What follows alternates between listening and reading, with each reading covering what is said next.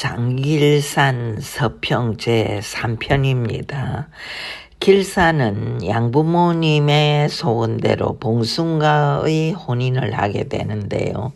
그의 동무 갑송이도 이때 도하라는 여자랑 혼인을 하게 됩니다.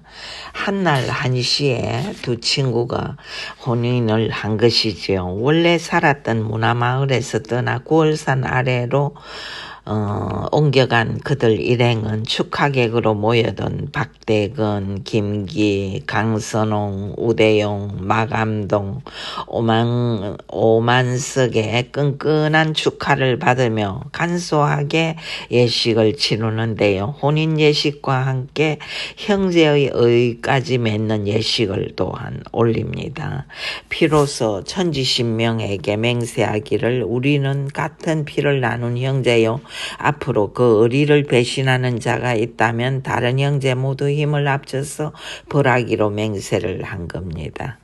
그렇게 형제의 의를 맺고 나서 박대근은 송도로 떠났고 우대용과 강선홍은 장년으로 떠났으며 나머지는 구월산의 본체로 떠나는데요. 마음 공부를 위해 일단 금강산으로 떠나기로 작정한 길산은 풍열이라는 중이 있는 월정사로 갑니다. 장가든 재미가 어떠하냐 묻는 중에게 마음은 걷잡을 수 없이 떠돌고 한시도 집에 있지 못하겠노라. 심지어 저희 부부는 아직 몸도 썩지 못했다며 길산은 탄식을 합니다. 아닌 게 아니라 그는 여태까지 마음을 못 잡은 채 아내 봉순이랑 대면대면하게 지내죠.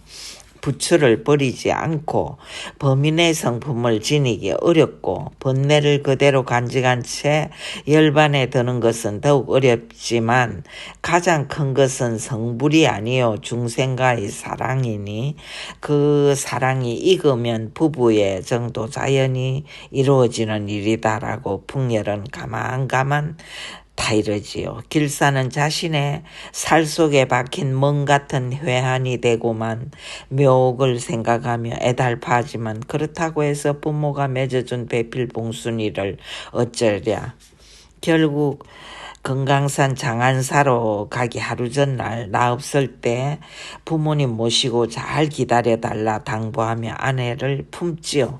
그리고 다음날 새벽 보찜을 지고 2뼘짜리 당금을 골라내 허리춤에 감추고 초립 쓰고 덮어 입고 보찜을 메고서 집을 빠져나옵니다. 일단 송하로 해서 해주방면으로 향할 작정인데 고개 위에서 잠깐 마을을 내려다보자 맨저고리 바람에 상투잡이 차림의 남자가 헐레벌떡 오고 있는 걸 보죠. 마을 사람이면 이런 신새벽에 산길을 오를 리가 없는데요. 어젯밤 갑송이 집을 찾았다가 본 그의 아내 도하의 행동거지를 길산은 떠올립니다. 분명 갑송이는 출타 중인데 그의 아내는 방 안에서 고양이 울음 같은 신음소리를 내고 있었거든요. 길산이 헛기침을 하자 도하가 나와서 하는 말인즉 서방님은 새벽에 김기선비랑 대모기골에 올라가셨다며 저 혼자 있어서 들어오시라 할 수도 없고 어쩌고 하는 거지였죠.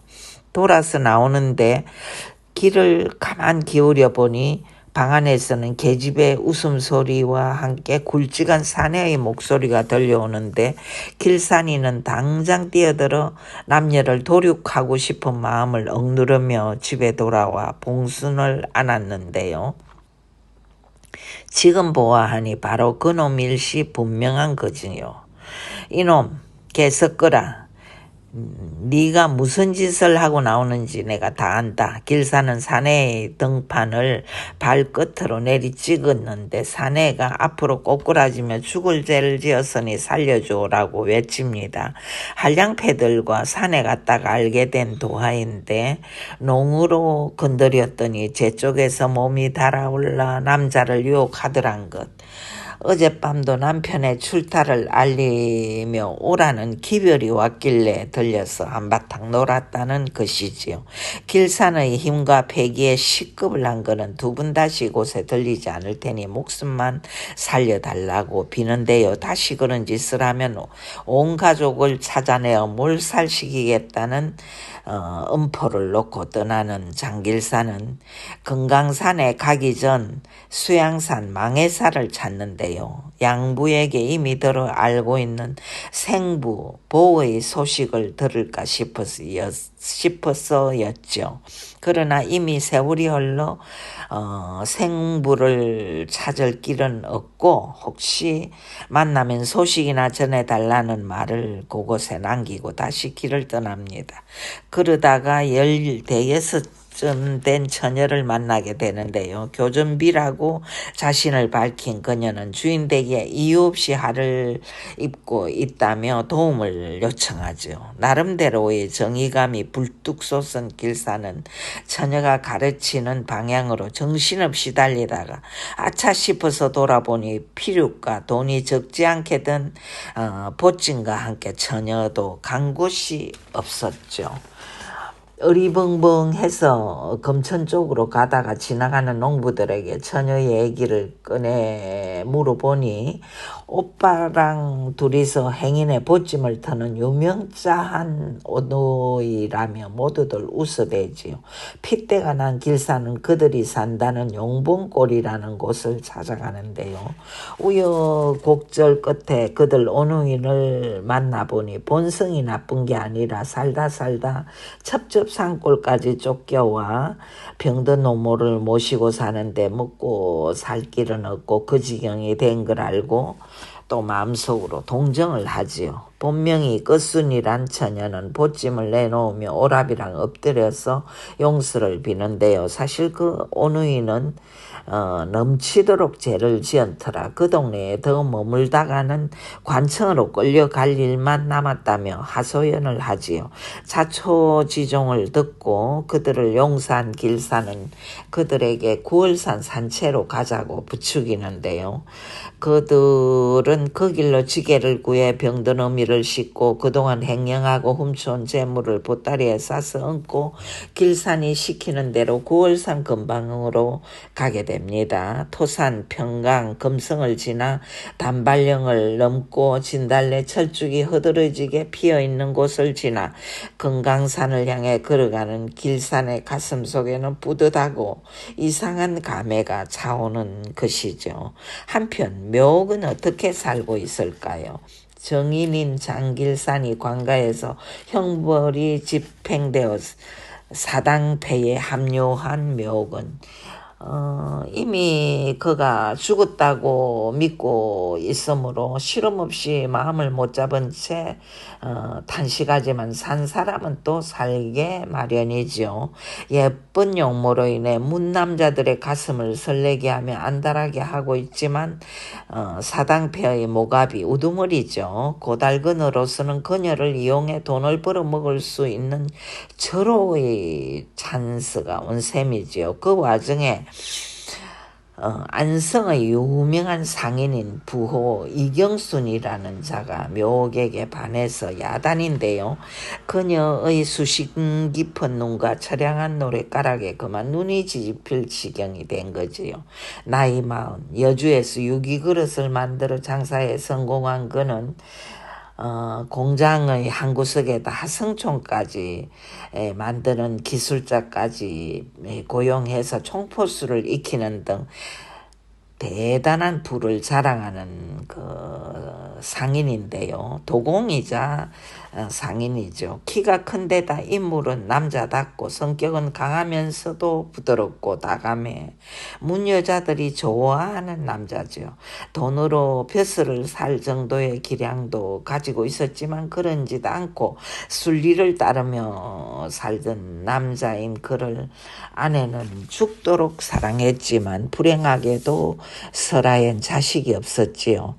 그의 아내는 그보다 5살이나 나이가 많은 여자였지만 성격이 후덕하고 너그러워서 소실 얻기를 진심으로 바라고 있었지요.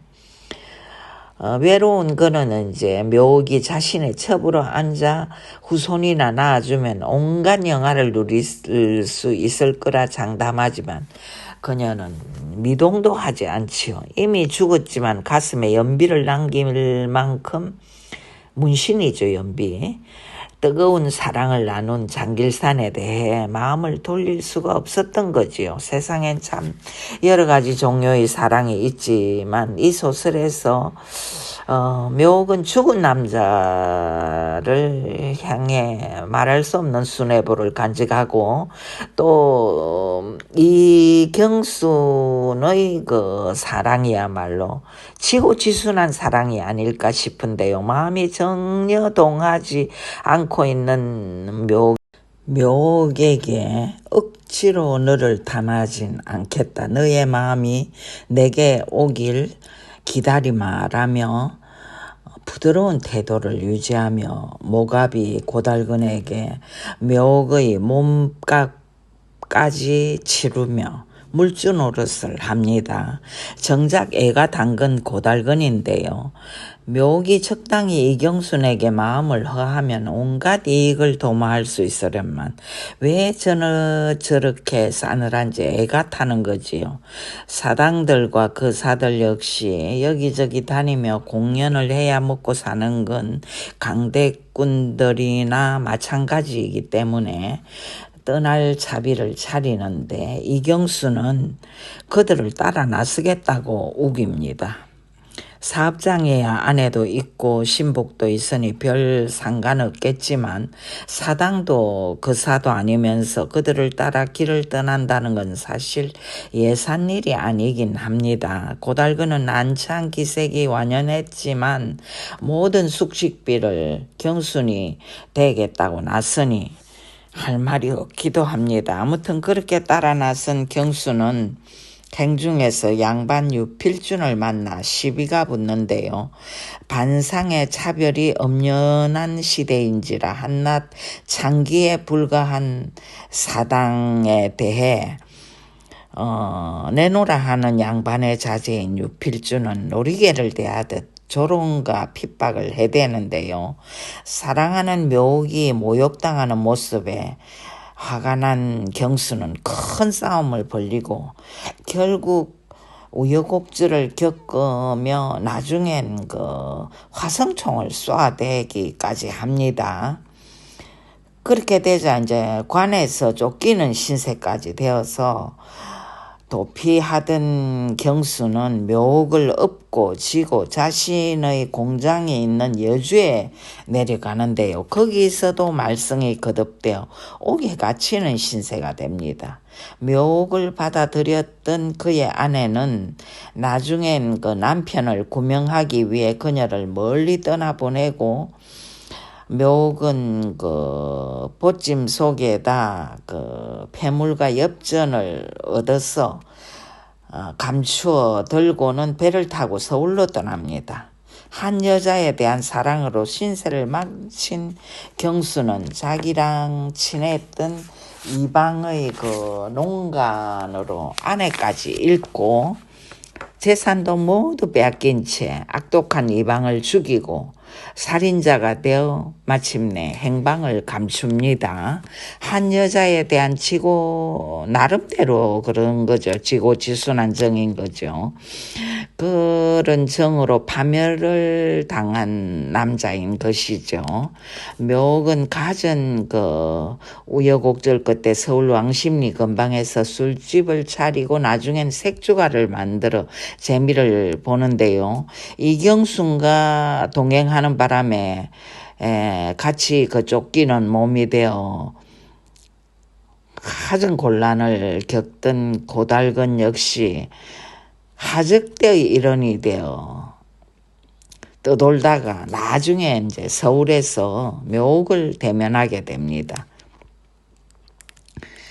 이 도장님은 타로 가신 뒤에 간원들을 죽이고 이방까지 죽인 다음에 종적을 감추었다고 합니다. 집안은 온통 정몰이 되었다지요. 소식을 진작에 전해 들은 묘옥은 고달근을 보자 말을 하며 눈물을 닦지요. 단 하룻밤 몸을 섞은 적은 있지만 자신의 마음은 끝내주지 않았던 묘옥은 자신 때문에 그 이경순이 신세를 완전히 망친 일을 한탄하는 거지요. 결국 고달근이 묘옥에게 두 사람이 다시 손을 잡을 것을 제의하고 그녀 역시 그러자고 동의를 합니다.